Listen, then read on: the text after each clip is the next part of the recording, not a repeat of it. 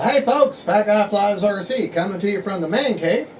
Alright, as you can see, I have the prop's on. Alright, prop is secure now. I have got the FMS 1700mm version 3 F4U CORSAIR all bound up to my NX10. I ended up, as I said at the end of the build video, I ended up going with a 7-channel Limit RX. I actually went with a non-stabilized receiver. This is such a big plane and big heavy plane. I just don't think, and with a Corsair, I just don't think she needed a stabilizer. I didn't, and the way I wanted to mount the stabilizer versus how I could mount a non-stabilized, I just found it to be a lot more effective. Now you need 7 channels because this particular bird now comes with thrust reverse, and I want to be able to make use of that. If I start getting too fast and into my runway, and I don't want to go in the drink, you know, into the grass, I'll hit the thrust reverse and slow her down. But probably won't need it.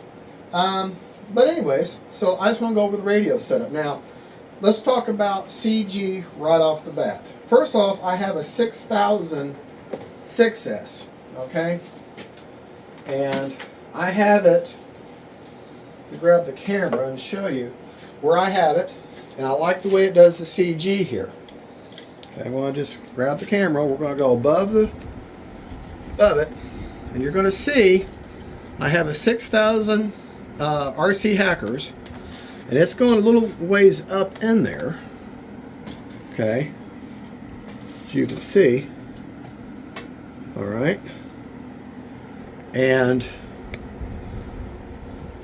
so back on it ends on the very end of that strap. So I'm going to run this with 6000s.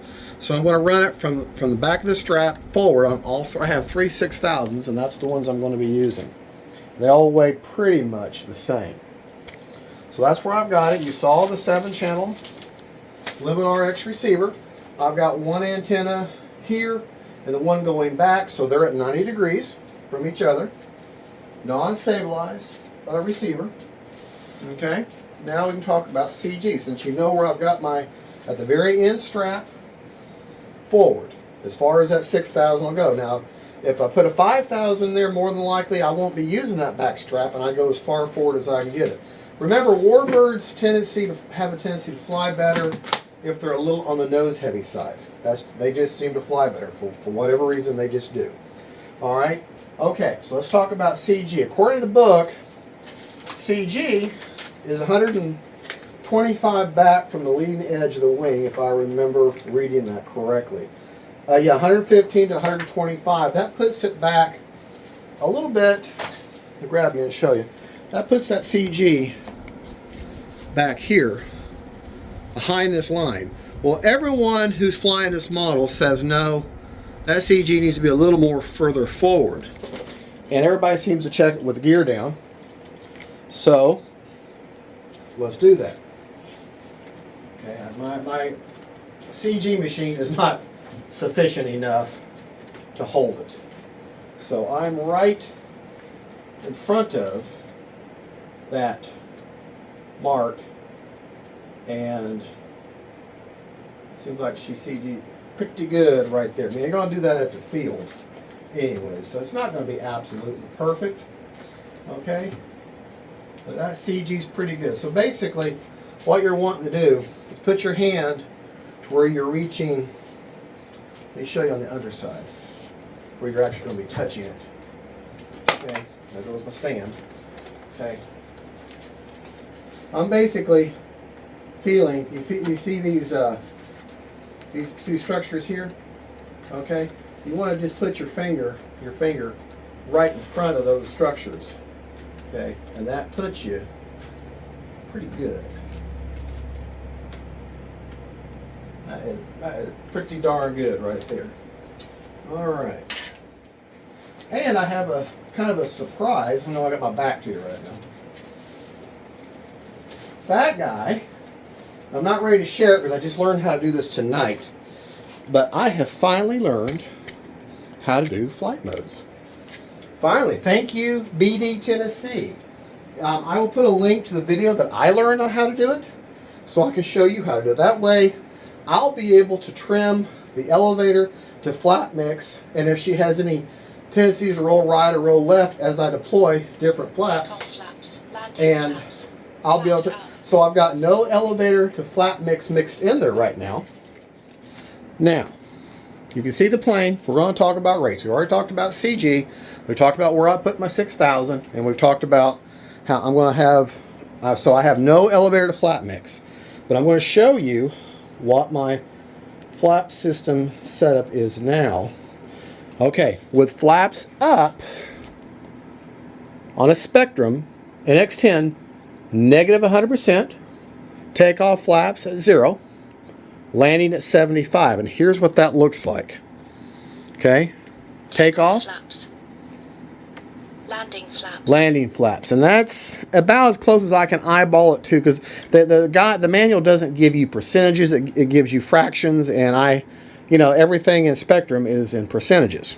Okay, so flaps up. I'll be using them flight modes to adjust in flight if I deploy low rate flaps, which will be takeoff flaps. If she wants to bank to the right a little bit, then I can counteract with a little left aileron. If she wants to pitch down a little bit too much, then I can counteract with a little up aileron or what have you. And then once I get it where it's flying level with that position of flaps, it will keep that value. And then when I go takeoff or landing flaps and she really wants to nosedive, well, then I can counteract with a little bit of up elevator until she's flying nice and level, just slowing down for me. And it will keep that settings. And that way, once I do it once, I'm pretty well good from that point on. All right, it will remember those values. I'll put a link to that video in this video, in the description of the video, and that way you can learn it the same way I did. Just take your smart transmitter and just follow along with the way he did it, BD Tennessee, and you won't have any issue. All right, let's talk about rates. Okay, I like putting my rates on my G switch. Whereas if the switch is towards me, to me that's the highest position in my mind. So that's my high rates. That's my mid rates and my low rates. Okay, my low rates on this plane, I'm going to tell you right now, rudder is 100% over 30% expo on everything. I have one rate for rudder. Okay, but on my ailerons, my low rate is 70 with 30% expo. My mid is 85 with 30% expo. High rate. And my high is 100% with 30% expo. Okay, for my aileron or my elevator, my high is 100, mid is 85, and you guessed it, low is 70.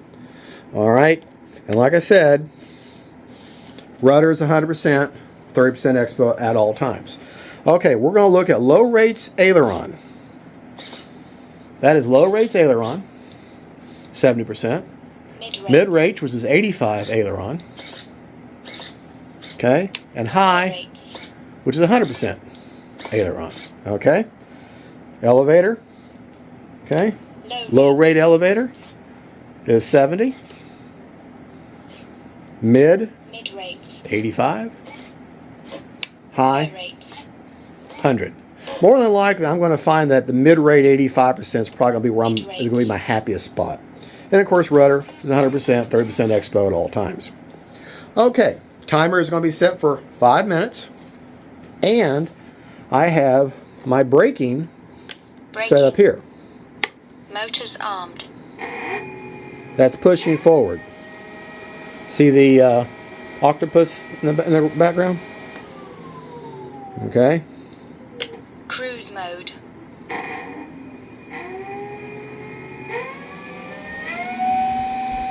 Okay, I can feel it. You'll notice how you can't see anything moving, but that's normal mode. I call that cruise mode.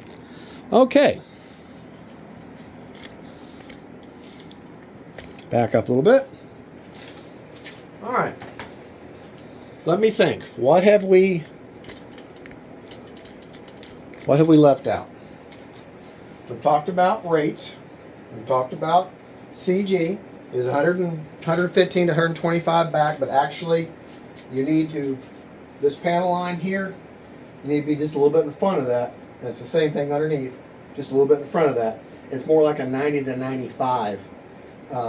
Put your 5,000 all the way forward. 6,000 almost all the way forward, and you'll see G fine. Warbirds fly a little bit better if they're just slightly nose heavy, just a little on the nose heavy side, not dramatically, but a little more on favoring the nose heavy. Okay, will be more stable. I have no gyro in this. I'm going to fly it just point blank raw, using just me and Expo and holding on, the good Lord. So I have not put the clear coat on it yet. I will probably when I come back after the flight today. I'll do that later on, and I'll show that in the next video. But the next time you see me with this plane, we're going to do the maiden, and I'm going to put the GNS Performance Analyzer in there, and also don't forget I did that little mod you'll see in the build video. Put a little zip tie, ran it through itself, made a little T with one piece of it, and pulled it through. Makes it look like an antenna because this radio hatch or battery hatch is very, very locks in tight, which is great. But then when you hit the button, it doesn't release real well, and you kind of I have to tap it several times to get it to pop up. So I put that on there, and now I don't have to dig at it with my fingernails. And just a great mod. I think it's a good mod. And so there you go.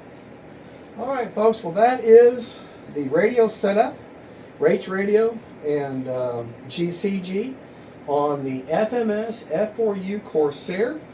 Let me get her turned around here so you can see. Let's go ahead and show you the gear real quick. Gear is amazing on this plane. If I can show it without, oh my gosh, without causing problems in the shop here. Come on, there you go. All right. Oh, goodness gracious.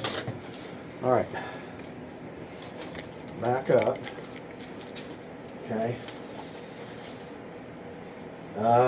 You're not going to be able to see the nose gear. Here.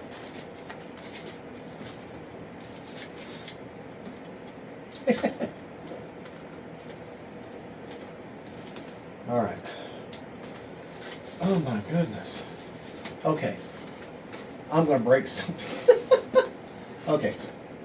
We'll show you at the field. How about that? I'll be able to show you out the field on the maiden. Okay. See? Told you. Gonna break something. I had that on a little slide up there, and that Park Zone Sport Cub just went flying, and that's my original plane. Hopefully I didn't break it. Didn't break too bad. Oh, I'm a mess. All right, folks. Well, thank you for watching. Don't forget to like and subscribe. And we'll put all this together and get you a maiden. God bless y'all. And don't forget, faith, family, and friends. And we'll get a plane out with a great big Corsair that's behind me that you can't see now.